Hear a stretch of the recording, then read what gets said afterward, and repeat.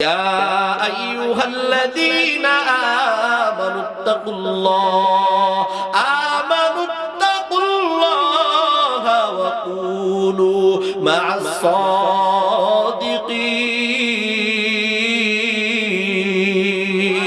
হয় না আরো জোরে আওয়াজ করে বলেন আল্লাহু আকবার।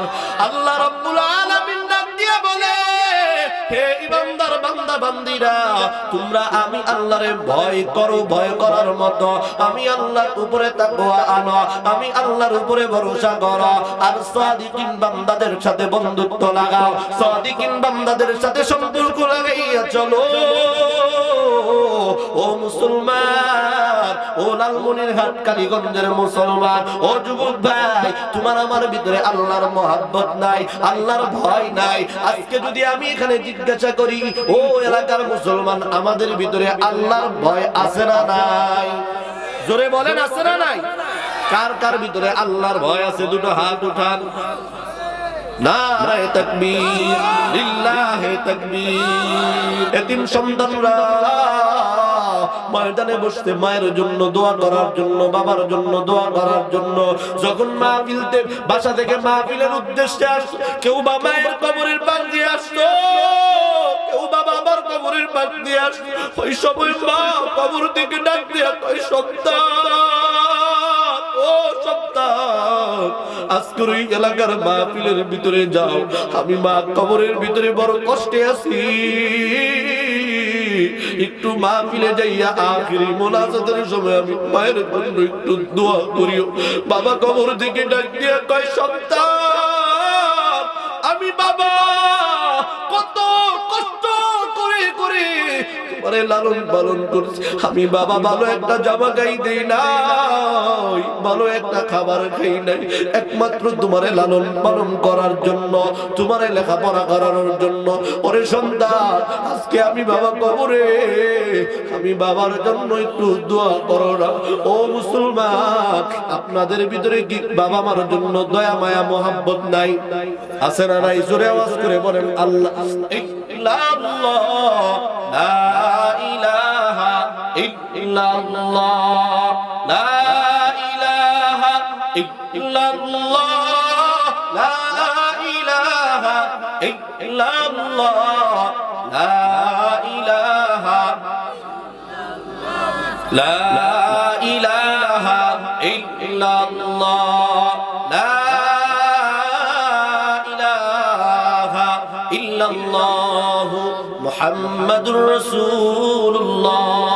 সবাই জবান খুলে বলি সাল্লাল্লাহু আলাইহি ওয়াসাল্লাম। এরে মুসলমান বন্ধু, ও কলিজার টুকরা যুবক ভাই, ও বৃদ্ধ বাবা, ও পর্দার আড়ালের মা, একটু অন্তরের কানটা লাগাইয়া দিয়া শুনো।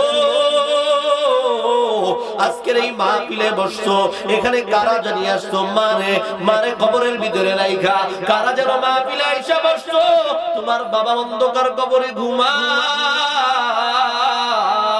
এই মাহফিলে আইসা বসছো, মায়ের মহব্বত বাবার মহব্বত অন্তরের ভিতরে নিয়া মাহফিলের ভিতরে বসিয়া গেছো, একটু অন্তরের কানটা লাগাইয়া দিয়ে শুনবা।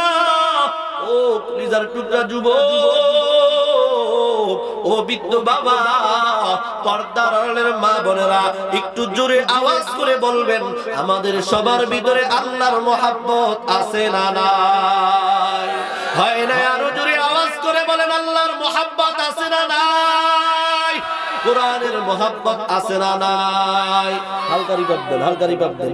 এরে মুসলমান, যদি আল্লাহর মহব্বত থাকে, রাসূলের মহব্বত থাকে, কোরআনের মহব্বত থাকে, কেউ কারো দিকে নজর দিবেন না, কেউ কারো দিকে তাকাবেন না।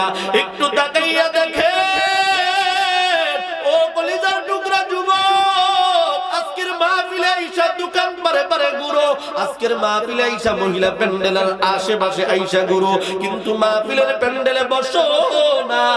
ও যুবক ভাই, তুমি তো প্রত্যেকদিন মোবাইল টিপতে পারো, প্রত্যেকদিন ফ্রি ফায়ার খেলতে পারো, প্রত্যেকদিন গেম খেলতে পারো, প্রত্যেকদিন গার্লফ্রেন্ডকে সময় দিতে পারো। ওরে যুবক ভাই,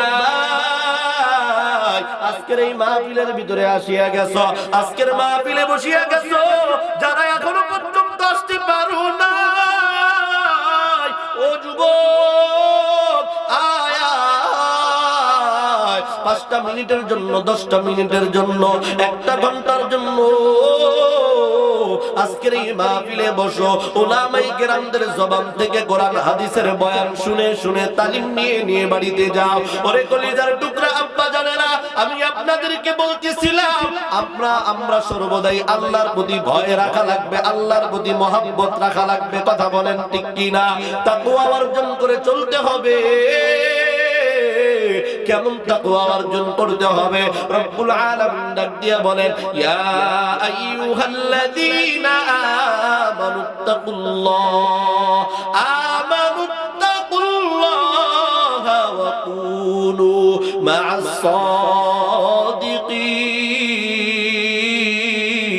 সাদিকিন। হয় না? আরো জোরে আওয়াজ করে বলেন আল্লাহু আকবার। আল্লাহ রাব্বুল আলামিন ডাক দিয়া বলে, হে ইমানদার বান্দা বান্দীরা, তোমরা আমি আল্লাহরে ভয় করো, ভয় করার মতো আমি আল্লাহর উপরে তাকওয়া আনো, আমি আল্লাহর উপরে ভরসা করো, আর সাদিকিন বান্দাদের সাথে বন্ধুত্ব লাগাও, সাদিকিন বান্দাদের সাথে সম্পর্ক লাগাইয়া চলো।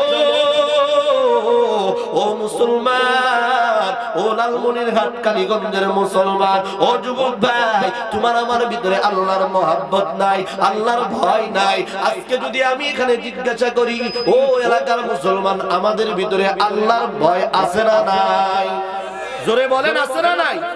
কার কার ভিতরে আল্লাহর ভয় আছে? দুটো হাত উঠান। নারায়ে তাকবীর, লিল্লাহে তাকবীর। হাত নামান। আপনারে যেমন জিজ্ঞাসা করছি যে ভাই আপনার ভিতরে আল্লাহর ভয় আছে, উত্তর দিবেন কি? আছে। দোকানদারের জিজ্ঞাসা করব, ও দোকানদার ভাই আপনার ভিতরে আল্লাহর ভয় আছে? বলবে হ্যাঁ ভয় আছে। একজন ভ্যান চালককেও যদি জিজ্ঞাসা করা হয়, ও ভাই আপনার ভিতরে আল্লাহর ভয় আছে? বলবে হ্যাঁ আমার ভিতরে ভয় আছে। একজন কর্মচারীকে যদি জিজ্ঞাসা করা হয়, ভাই আপনার ভিতরে কি আল্লাহর ভয় আসেনি? বলবে হ্যাঁ আমার ভিতরে ভয় আছে। ওরে মুসলমান, ও কলিজার টুকরা যুবক ভাই, একজন চাকরিজীবীরে যদি জিজ্ঞাসা করা হয়, ভাই আপনার ভিতরে আল্লাহর ভয় আসেনি? বলবে হ্যাঁ ভয় আছে। একজন সাধারণ একজন ভিক্ষুকেও যদি জিজ্ঞাসা করা হয়, ভাই আপনার ভিতরে আল্লাহর ভয় আসেনি? বলবে হ্যাঁ ভয় আছে। তবে মুসলমান, ফাইনাল আনসার শুনিয়া আপনি মুখ দিয়া বলতেছেন আপনার ভিতরে আল্লাহর ভয় আছে, কিন্তু আপনার কাজে কর্মে বলতেছে আপনার ভিতরে আল্লাহর ভয় নাই। ঠিক কিনা বলেন? কেমনে? আগে একটা উদাহরণ দেই, ভালো করিয়া বুঝবেন। একজন আল্লাহর বান্দা সাপরে দেখলে বড় ভয় পায়, খুব বেশি ভয় পায়। সাপ ছিলেন? এই সাপ ছিলেন? কেডা কেডা ছিলেন না তুলেন তো? ওই ছেলে ছিলেন না, এটা বলে সাপ ছিল না, মানুষ না উমিলি। সাপ ছিলেন? একজন আল্লাহর বান্দা সাপরে বড় ভয় পায়। আল্লাহর বান্দা যদি সাপের নাম শুনে যে অমুক জায়গার ভিতরে সাপ বের হয়েছে, ওই বান্দা আর ঘর থেকে বের হয় না, ওই রাস্তা দিয়ে কমপক্ষে 1 সপ্তাহ হাঁটে না। ঠিক কিনা বলেন? কেন? সে সাপরে ভয় পায়। আল্লাহর বান্দা সাপরে বড় ভয় পায়। সাপের কথা শুনলে ওই রাস্তা দিয়ে আর হাঁটে না, সাপের কথা শুনলে আর বাড়ি থেকে বের হয় না। আর একজন বান্দাও বলে আমি সাপরে ভয় পাই, কিন্তু ওই আল্লাহর বান্দা যদি শুনে কোথাও সাপ বের হয়েছে, সবার আগে লাঠি নিয়ে ওই আল্লাহর বান্দা দৌড় দেয়। এমনকি যদি কোথাও গর্ত দেখে, সাপের গর্ত, সে জানে যে এটা সাপের গর্ত, এটা জানার পরেও মাঝে মাঝে সাপের গর্তের ভিতরে হাত দিয়া দেয়। কথা বলেন ঠিক কিনা? অথচ মুখ দিয়া বলে আমি সাপরে ভয় করি। অতএব বোঝা গেল একজন আল্লাহর বান্দা বলে আমি সাপরে ভয় করি। আল্লাহর বান্দা বলে যেমন আমি সাপরে ভয় করি, তার কাজে কর্মেও বোঝা যায় যে সাপরে ভয় পড়ে। ঠিক কিনা বলেন? আর একজন বান্দা অন্তর দিয়া মুখ দিয়া বলে যে আমি সাপরে ভয় করি, এরপরও দেখা যায় আল্লাহর বান্দা সাপের কথা শুনলে সাপরে বিটানোর জন্য আগে দৌড়াইয়া যায়, সাপরে ধরার জন্য আগে গর্তের ভিতরে হাত ঢুকায় দেয়। কথা বলেন ঠিক কিনা? মুসলমান এখন বুঝে, আমিও যেই কথাটা আপনাদেরকে বুঝাইতে চাই, পাই, ওই আল্লাহর বান্দাও যেমন বলে আমি সাপরে ভয় পাই, আপনিও বলেন আমি আল্লাহরে ভয় পাই, আমার ভিতরে আল্লাহর ভয় রয়েছে। না মুসলমান, না না, আপনি মুখ দিয়ে বলেন আপনার ভিতরে আল্লাহর ভয় আছে, কিন্তু আপনি বলেন আল্লাহর ভয় আছে, এরপরও নামাজ ছাড়িয়া দেন। আপনি বলেন যে আল্লাহর ভয় আপনার অন্তরের ভিতরে আছে, এরপরও রোজা ছাড়িয়া দেন। আপনি বলেন যে আপনার ভিতরে আল্লাহর ভয় আছে, এরপরও গুনাহের কাজ করেন। আপনি বলেন যে আপনার ভিতরে আল্লাহর ভয় আছে, এরপরও আপনি জিনা করেন। আপনি বলেন আপনার ভিতরে আল্লাহর ভয় আছে, এরপরও আপনি বেবিচারি বেইনসাফি করেন। কথা বলেন ঠিক কিনা? অতএব মুসলমান বোঝা গেল, আপনি মুখ দিয়া বলেন আপনি আল্লাহরে ভয় পান, আপনি মুখ দিয়া বলেন আপনার ভিতরে আল্লাহর ভয় আছে, কিন্তু আপনার কাজে কর্মে বলে দিল আপনার ভিতরে আল্লাহর ভয় নাই। ঠিক কিনা বলে? এজন্য মুসলমান আল্লাহরে কেমন ভয় করতে হবে, ছোট্ট একটা ঘটনা মনে পড়ছে, বলবনি। ঘটনা বলা মূল উদ্দেশ্য না, শুধুমাত্র বোঝানোর জন্য বলি। কিতাবের ভিতরে আসছে, ওলিদের জীবনীর ভিতরে আসছে, একজন পীর সাহেব ছিল। কি পীর সাহেব ছিল? ওই পীর সাহেবের অনেক মুরিদান ছিল, অনেক মুরিদ ছিল। ওই পীর সাহেবের মুরিদ, শত শত মুরিদদের ভিতরে একজন মুরিদ ছিল একটু বোকা, একটু ব্যাককল। বোকা ছিলেন, ব্যাককল ছিলেন নি? ওই পীর সাহেবের শত শত মুরিদদের ভিতরে একজন মুরিদ ছিল একটু বোকা, একটু ব্যাককল। কিন্তু পীর সাহেব হুজুর ওই মুরিদটারে খুব বেশি মহব্বত করত। অন্য অন্য মুরিদদের যত বেশি ভালো না বাসে, তার চাইতে বেশি ওই বোকা বলদটারে বেশি ভালোবাসে। এটা যখন সাধারণ অন্য অন্য মুরিদরা টের পেয়ে গেল, পীর সাহেব হুজুর আমরা তারে এত হাদিয়া দেই, এত কিছু করি, এত যত্ন করি, কিন্তু পীর সাহেব হুজুর আমাদেরকে এত মহব্বত করে না, আমাদের চাইতে বেশি মহব্বত করে বোকা বলদ মুরিদটারে। এটা তারা একজন আরেকজনের সাথে বলাবলি করতে করতে এক পর্যায়ে পীর সাহেব হুজুরের কানে চলে গেল, ওরে মুসলমান, ও কলাবাড়ির কলিজার টুকরা যুবক, ও বিদ্যু বাবা, পর্দার মা বোনেরা, একটু ভালো করিয়া শুনবেন। পীর সাহেব হুজুরের কানে যাওয়ার পর লম্বা ঘটনা, শুধুমাত্র বোঝানোর জন্য ঘটনাটা বলে উদাহরণ দিচ্ছি। পীর সাহেব হুজুর এবার এক পর্যায়ে সমস্ত মুরিদদেরকে ডাক দিল, ও আমার মুরিদিনে কেরাম, সবাই জলদি করিয়া আমার সামনে চলে আসো। সবাই যখন পীর সাহেব হুজুরের কাছে চলে আসলো, হুজুর এবার ডাক দিয়া বলে, আমি এই বোকাটারে একটু ভালোবাসি। এটা তোমরা জানার পর, এটা তোমরা দেখার পর তোমরা হিংসা শুরু করিয়া দিছো, সমালোচনা শুরু করে দিছো। আমার কোনো সমস্যা নাই, তবে আমার একটা পরীক্ষা আছে, আমার একটা শর্ত আছে, একটা কাজ করতে হবে। বলে কি কাজ? পীর সাহেব হুজুর একটা করে মোরগ অথবা একটা কবুতর, ধরেন একটা মোরগ আর একটা ছুরি আইনা দিছে, একজন মুরিদরে ডাক দেয় আসো, একটা মোরগ আর একটা ছুরি দিয়া দিল, আরেকজনরে ডাক দেয় আসো। সবাই এরকম ভাবে একটা করে মোরগ আর একটা করে ছুরি দিছে। বলে যাও যাও, এই মোরগটা আর ছুরিটা বাড়িতে নিয়ে যাও, এই মোরগটা এমন জায়গার ভিতরে জবাই করবা যেন পৃথিবীর কেউ যেন না দেখতে পারে। এটা তো সহজ কাজ, এটা সহজ কাজ, এটা তো আমরা পারবোই। সবাই মিলে সহজ কাজ মনে করে বাড়িতে চলে গেল। বাড়িতে যাইয়া পরের দিন সকাল বেলায় মুরগিটা জবাই করে আবার পীর সাহেব হুজুরের খানকায় চলে আসে। পীর সাহেব হুজুর একজন একজন করে ডাক দেয়, ও মুরিদ আসো আসো, বলো তুমি যে মোরগটা জবাই করে নিয়ে আসছো, কেমনে জবাই করে নিয়ে আসছো? পীর সাহেব হুজুর এবার ডাক দিয়া বলে, এবার মুরিদ ডাক দিয়া বলে, হুজুর আপনি আমারে মোরগটা দিয়েছেন, এই মোরগটা আমি জবাই করছি আমার ঘরের ভিতরে ঢুইকা, দরজা জানলা সমস্ত কিছু বন্ধ করে, এরপরে আমি এই মোরগটা জবাই করছি। পীর সাহেব হুজুর আরেকজনরে ডাক দিছে, বলে তুমি সাইডে যাও। আরেকজনরে ডাক দিছে, বলে তুমি কেমনে জবাই করছো? বলে হুজুর আমি আমার গোসলখানার ভিতরে ঢুইকা দরজা লাগাইয়া আমি ওইখানে জবাই করছি, পৃথিবীর কেউ দেখে নাই। আরেকজন ডাক দিয়া বলে তুমি কেমনে জবাই করছো? বলে হুজুর আমি জবাই করছি আমাদের এলাকার বিশাল একটা জঙ্গল, এই জঙ্গলার ভিতরে নিয়ে যাইয়া আমি মোরগটা জবাই করছি, পৃথিবীর কেউ দেখে নাই। আরেকজনে ডাক দিল, তুমি কেমনে জবাই করছো? একজন বলে আমি পানির তরে ডুব দিয়া জবাই করছি, আরেকজন ডাক দিয়া বলে আমি মাটির ভিতরে গর্ত করে এরপরে মাটির ভিতরে ঢুকে মোরগটা জবাই করছি, পৃথিবীর কেউ আমার মোরগ জবাই করা দেখে নাই। এরকম ভাবে আস্তে আস্তে এক পর্যায়ে দেখা গেল ওই যে বোকা যে মুরিদ, ব্যাকল যে মুরিদটা, ওই মুরিদটা সামনে আইসা হাজির। ওই মুরিদটা আসছে, কিন্তু সবাই তাকাইয়া দেখে সবাই যে পীর সাহেব হুজুর একটা করে মুরগ দিয়েছিল সবাই জবাই করে নিয়ে আসে, ওই বোকাটা মুরগটা জবাই করে নেয় নাই, জবাই করে আনে নাই। সবাই তারে দেখে হাসাহাসি করতেছে আর বলতেছে, দেখো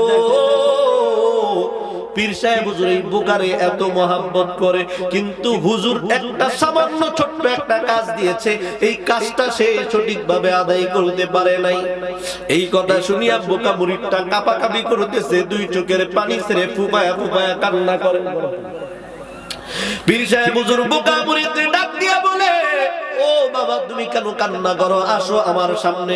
বোকা মুরিদটা যখন পীর সাহেবের সামনে চলে গেল, এবার পীর সাহেব হুজুর ডাক দিয়া বলে, সবাইরে আমি বলছিলাম মুরগিটা জবাই করার জন্য, তোমারও তো এই হুকুমটা দেওয়া হয়েছিল, তুমি কেন জবাই করো নাই? এবার বোকা মুরিদটা ডাক দিয়া বলে, হুজুর আপনি বলছিলেন মুরগটা এমন এক জায়গায় জবাই করার জন্য দুনিয়ার কেউ যেন এই মোরগ জবাই করাটা না দেখে। হুজুর আমি আপনার কথাটা মানার জন্য, আপনার কথাটা পালন করার জন্য আমি আমার ঘরের ভিতরে ঢুইকা দরজা জানলা লাগায়া দিলাম। ও হুজুর ঘরের ভিতরে মোরগটা জবাই করতে যাব, তাকায়া দেখলাম পৃথিবীর কোন মানুষ দেখে না, একজন আমার দিকে তাকাইয়া আছে। হুজুর আমি ওইখানে জবাই করতে পারলাম না, হুজুর আমি দৌড়াইয়া চলে গেলাম জঙ্গলার ভিতরে। জঙ্গলার ভিতরে যাইয়া মোরগটা জবাই করতে যাব, তাকায়া দেখি পৃথিবীর কেউ আমার দেখে না, কিন্তু একজন আমার দিকে তাকাইয়া আছে। হুজুর আমি ওইখানেও জবাই করতে পারি না। ও হুজুর আমি আপনার কথাটা মানার জন্য আমি মাটির ভিতরে গর্ত করে ঢুকে পড়লাম। হুজুর কোথাও যাইয়া মোরগটা জবাই করতে পারলাম না। হুজুর আমি যেখানেই যাই সেখানে যাইয়া তাকাইয়া দেখি আমার দিকে একজন তাকায় আছেন, তিনি আমার রব। জোরে আওয়াজ করে বলেন সুবহানাল্লাহ। পীর সাহেব হুজুররা যখন মুরিদ এরকম ভাবে বলতেছে, শত শত মুরিদ সবাই খামোশ হয়ে গেছে। এবার পীর সাহেব হুজুর ডাক দিয়ে বলে, ও আমার শত শত হাজার হাজার মুরিদের গ্রামরা, তোমরা যে বলো আমি বোকারে কেন এত ভালোবাসি, একমাত্র ভালোবাসার কারণ হলো এটা, তোমাদের ভিতরে যতটুকু আল্লাহর ভয় নাই, তোমরা সবাই মোরগটা জবাই করে নিয়ে আসছো, একটা বারো আমার কথার মানে বুঝো না। আমি বলছিলাম পৃথিবীর কেউ যেন এই মোরগ জবাই করা না দেখে, সবাই জবাই করে নিয়ে আসতো, কিন্তু বোকাটা জবাই করে নিয়ে আসতে পারে নাই। অতএব তার ভিতরে তোমাদের চাইতে আল্লাহর মহাব্বত, আল্লাহর ভয় বেশি, এটা আমি বুঝছি, জানছি বিদায় এই বোকারে এত বেশি ভালোবাসি। বলেন সুবহানাল্লাহ। এরে লালমনিরহাটের মুসলমান, ও যুবক ভাই, পর্দার মা, আপনার আমারও প্রত্যেক কাজের ভিতরে আল্লাহর ভয় রাখা লাগবে। হাঁটতে গেলেও আল্লাহর ভয়, খাইতে গেলেও আল্লাহর ভয়, ঘুমাইতে গেলেও আল্লাহর ভয়, চলতে গেলেও আল্লাহর ভয়, 24টা ঘন্টায় আল্লাহর ভয় অন্তরের ভিতরে রাখার দরকার আছে না নাই? জোরে আওয়াজ করে বলেন আছে না না? চলবে কি চলবে না? জোরে আওয়াজ করে বলেন আলোচনা চলবে কি চলবে না? একটাবার আওয়াজ দেন না, বলেন না আস্তাগফিরুল্লাহ। হয় নাই, হয় নাই, জবান খুলে মায়া করে মোহাব্বত করে আওয়াজ করে বলেন আস্তাগফিরুল্লাহ। হয় নাই, আর জোরে জবান খুলে বলেন না আল্লাহ। এ মুসলমান, হয় নাই, আর জোরে আওয়াজ করে বলেন না আল্লাহ। ও কলিজার টুকরা যুবক, ও বিদ্যু বাবা, আজকের এই ময়দানে বসিয়া গেছো আল্লাহ তাআলার দয়া এবং ভালোবাসা পাওয়ার জন্য, আল্লাহর পরিচয় আল্লাহর মহব্বত পাওয়ার জন্য ময়দানে বসিয়া গেছো।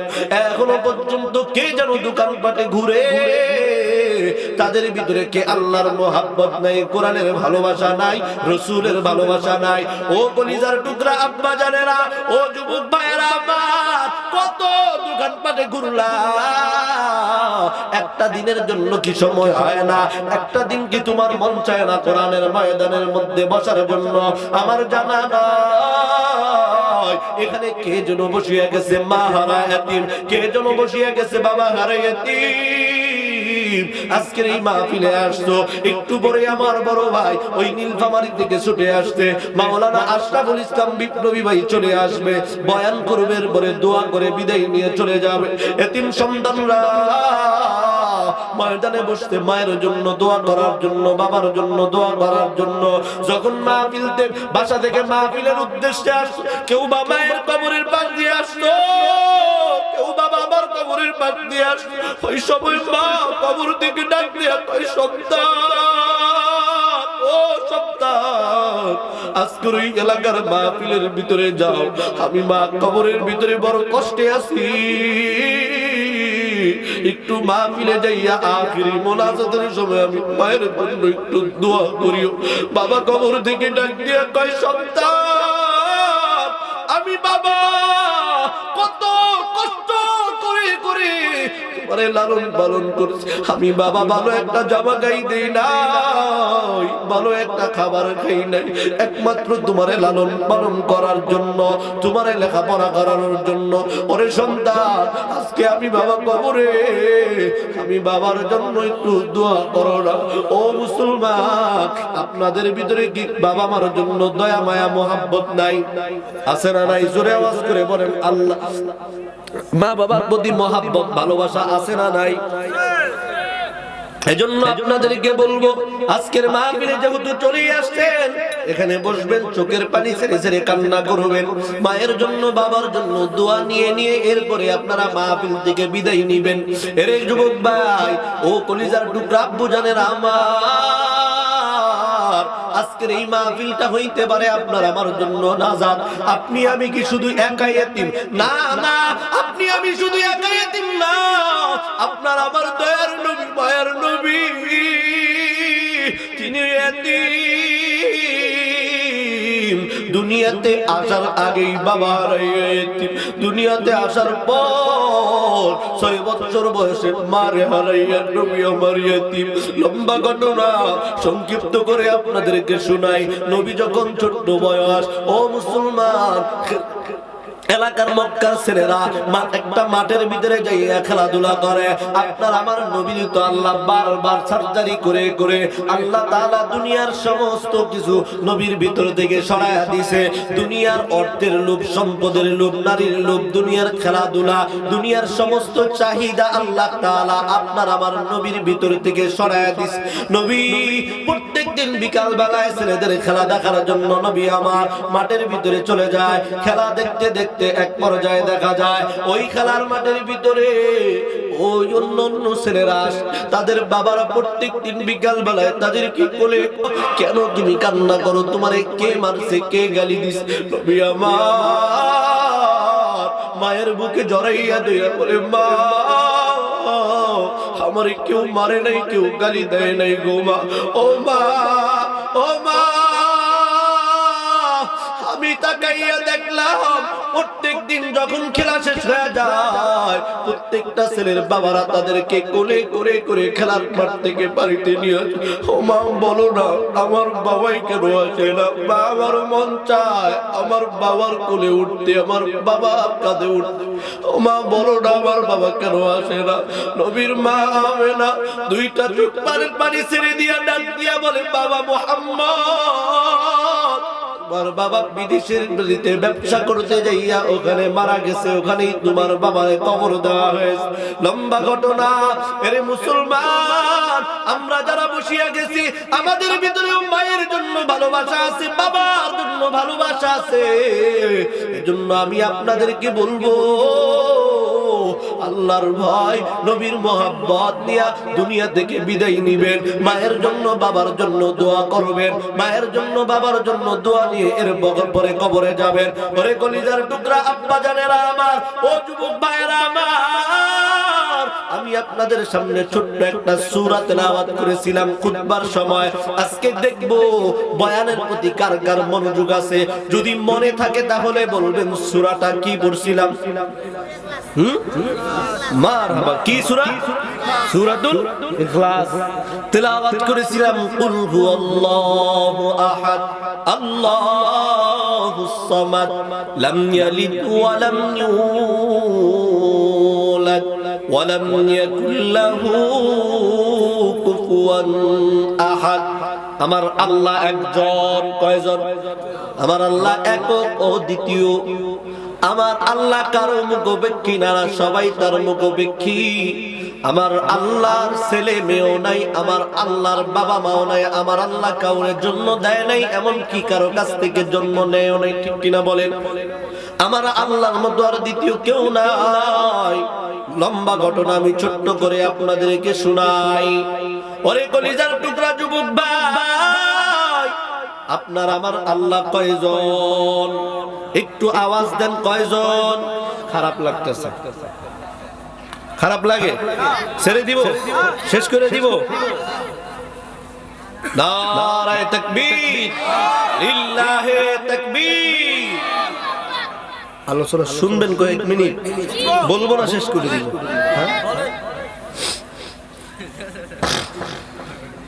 এই যে সূরা ইখলাস আপনাদের সামনে তেলাওয়াত করছি, সূরা ইখলাসের উপরে যদি আলোচনা করতে চাই অনেক লম্বা সময়ের দরকার, কিন্তু আমি ওই দিকে যাব না। শুধুমাত্র যেহেতু শুরুতে তেলাওয়াত করেছিলাম একটু টাচ দিব ইনশাআল্লাহ।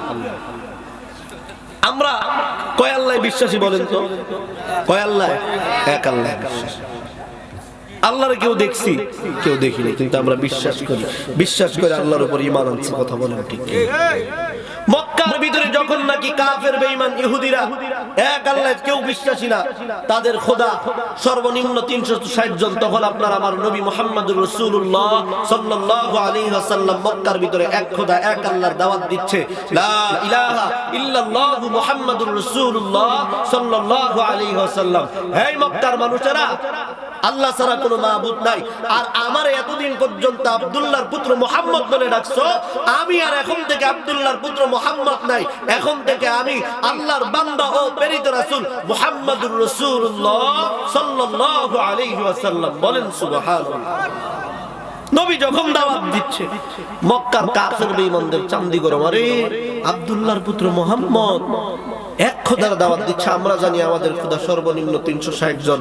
আব্দুল্লাহর পুত্র মুহাম্মদ যদি এরকম ভাবে এক খোদার দাওয়াত দেয়, আল্লাহর দাওয়াত দেয়, তাহলে তো আমাদের বাপ দাদার ধর্মের উপরে কলঙ্ক লেগে যাবে, আমাদের বাপ দাদার ধর্ম ডুবে যাবে। আব্দুল্লাহর পুত্র মুহাম্মদ দাওয়াত দেওয়া যাবে না, আগাইতে দেওয়া যাবে না, এরকম ভাবে নবীরে আটকানোর চেষ্টা। এবার আবার আপনাদের কাছ থেকে শুনতে চাই, আমাদের আল্লাহ কয়জন? আপনারে আমারে বানাইছেন কে? আসমান বানাইছেন কে? জোরে বলেন। জমিন বানাইছেন কে? পাহাড় পর্বত নদী নালা খাল বিল বানাইছেন কে? আল্লাহ যে একজন এত কিছু বানাইছে, এটার প্রতি আপনার আমার বিশ্বাস আছে না নাই? আপনারে আমারে বানাইছেন আল্লাহ, আসমান বানাইছেন আল্লাহ, জমিন বানাইছেন আল্লাহ, চন্দ্র সূর্য বানাইছেন আল্লাহ, পশু পাখি বানাইছেন আল্লাহ, সাগর নদী খাল বিল সমস্ত কিছু বানাইছেন কে?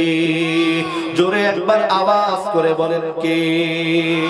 আল্লাহ। এরে মুসলমান, আরেকটা ঘটনা মনে পড়ে গেছে, ইমামে আজম আবু হানিফা রাহমাতুল্লাহ আলাইহির জামানার একটা ঘটনা।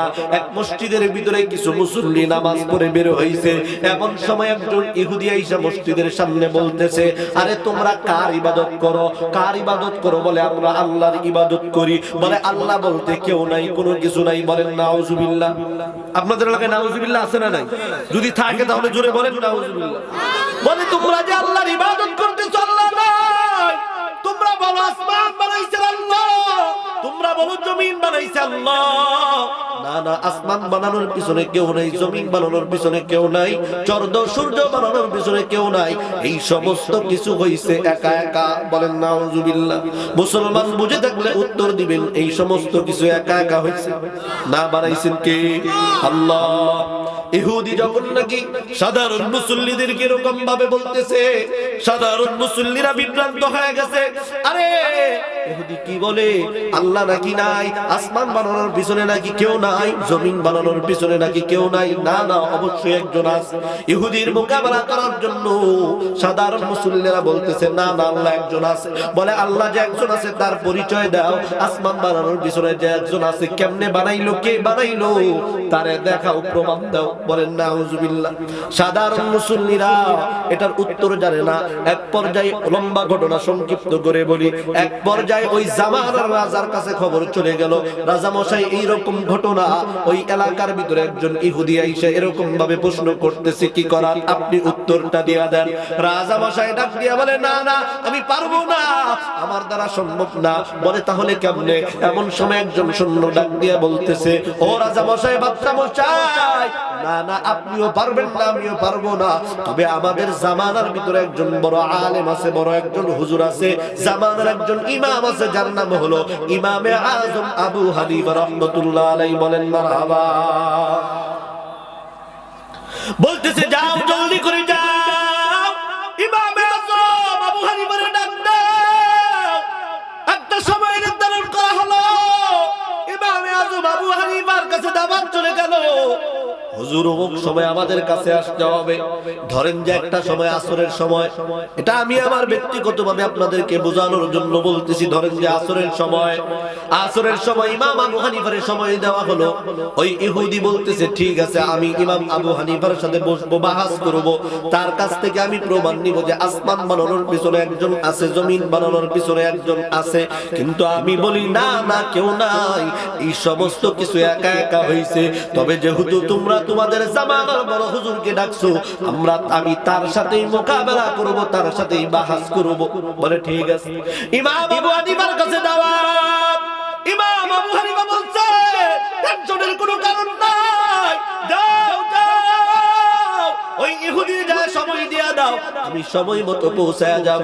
ওই সময় মতো ইমাম আবু হানিফার কাছ থেকে দাওয়াত নিয়ে আইসা আসরের সময় হয়ে গেল। লম্বা ঘটনা ছোট্ট করে বলি, ও এলাকার মুসলমান ভাইয়ারা, ও বিদ্যু বাবা, ও পর্দারের মা, একটু ভালো করিয়া শুনো।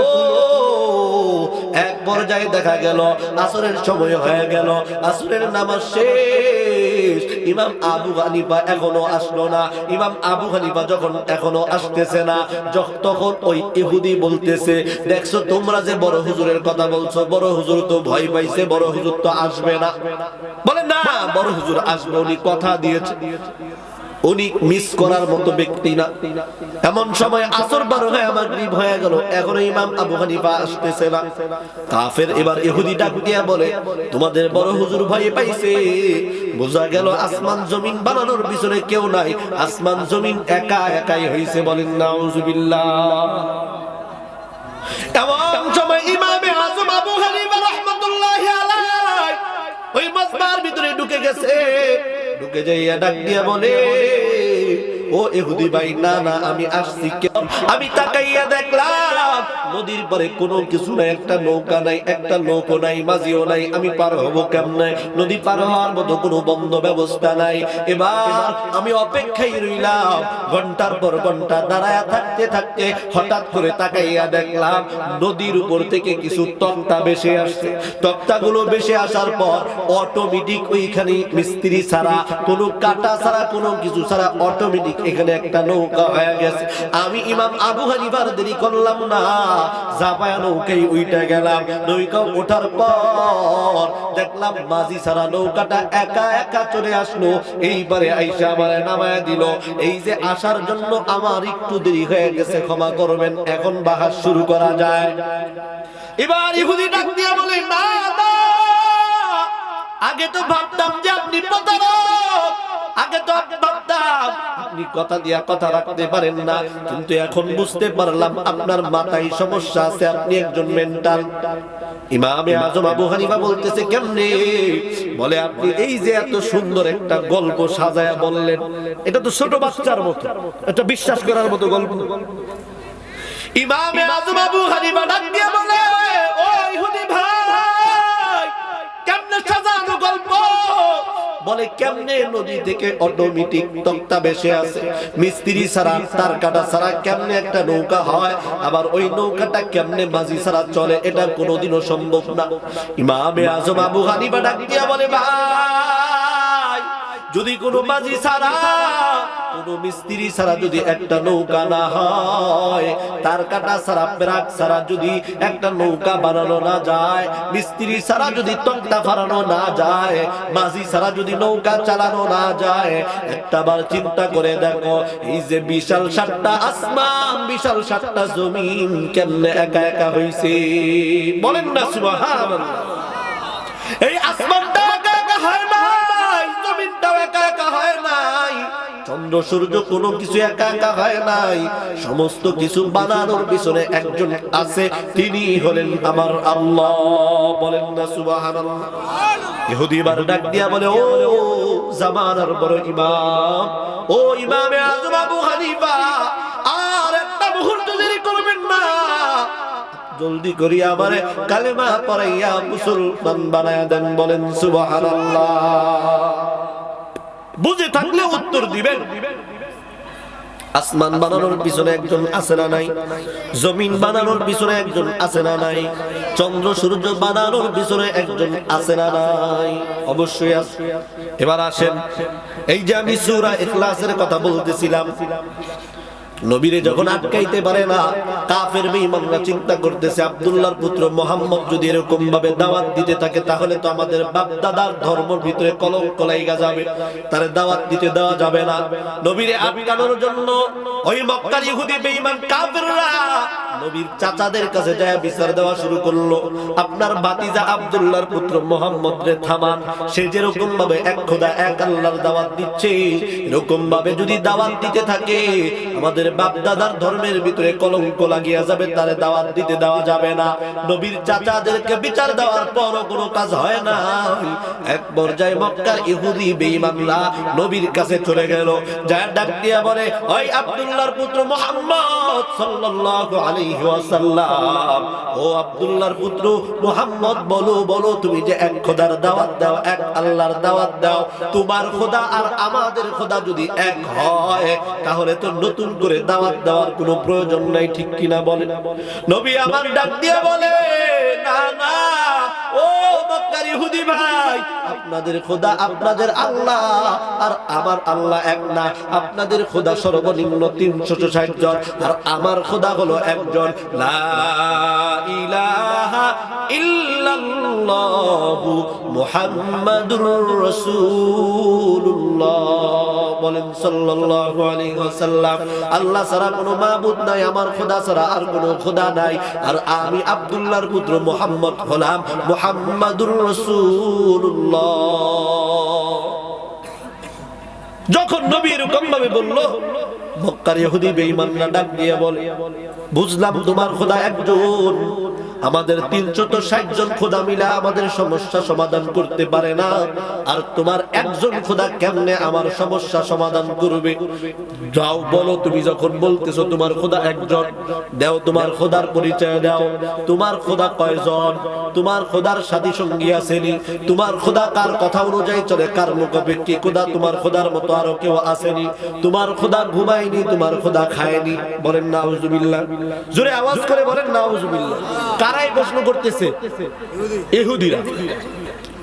ভালো করিয়া বুঝবেন, নবীর যখন প্রশ্ন করছে, ওই দিক থেকে রব্বুল আলামিন আল্লাহ তাকাইয়া দেখে তার বন্ধুরে আটকানোর জন্য, মুসলমানের ধর্ম ইসলামকে হটায় দেওয়ার জন্য, পিছনে পালানোর জন্য, নবী মুহাম্মদুর রাসূলুল্লাহ সাল্লাল্লাহু আলাইহি ওয়াসাল্লামকে অপমান করার জন্য মক্কার কাফের বেঈমানরা পায়তারা শুরু করলো, আল্লাহর পরিচয় চাওয়া শুরু করলো।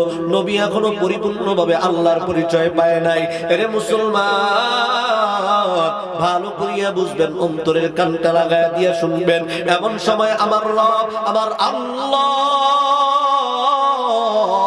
ফেরেশতা জিবরাইল ডাক দিয়া বলে, ওই জিবরাইল, আর দেরি করবা না, আর দেরি করবা না, যাও যাও জলদি করিয়া সূরা ইখলাস কুল হুয়াল্লাহ সূরাটা নিয়ে আমার বন্ধুরে আমার পরিচয়টা জানায়া দাও।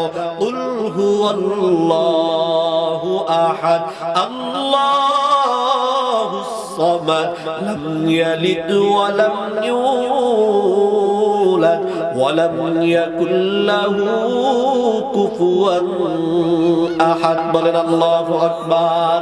ও নবী আমার, আপনি জানাইয়া দেন কুল হুয়াল্লাহু আহাদ।